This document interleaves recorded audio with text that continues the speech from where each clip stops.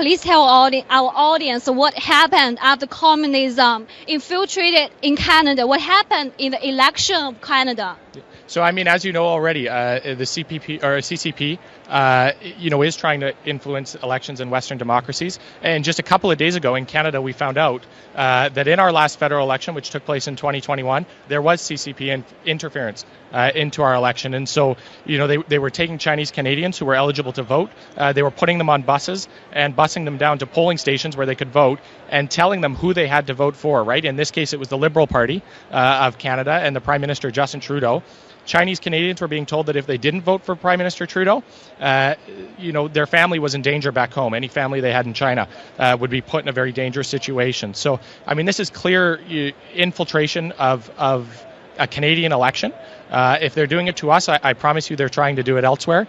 We have a very large Chinese community in Canada, as some of you may know, particularly in my hometown of Vancouver.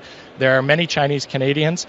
We have one city, Richmond, right outside of Vancouver, which is majority Chinese Canadian. So this is a large impact on our election, right? I mean, this is a lot of voters we're talking about who are being directly influenced by Beijing. And this is something we've known has been going on for years, particularly through the Confucius Institute, which is one of the largest donors of a university in my hometown, the University of British Columbia.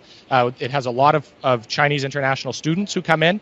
Probably the largest group of international students come from China, and organizations like the Confucius Institute give a lot of money to UBC, and we know that is CCP money, that money is coming from Beijing, and it's coming in return for influence, right? Beyond just the Confucius Institute, Huawei is also a very large donor to the University of British Columbia. There's questions about whether we should let Huawei into the country at all, and at the same time, that organization is giving money to our schools and our campuses. So it's a very concerning thing, right, that we have all this money coming from Beijing. Obviously, they're giving it, hoping to get some sort of influence in return. And we're allowing this to happen in our country, where a foreign government is interfering not only in our politics and our elections, but in our private institutions and our education system.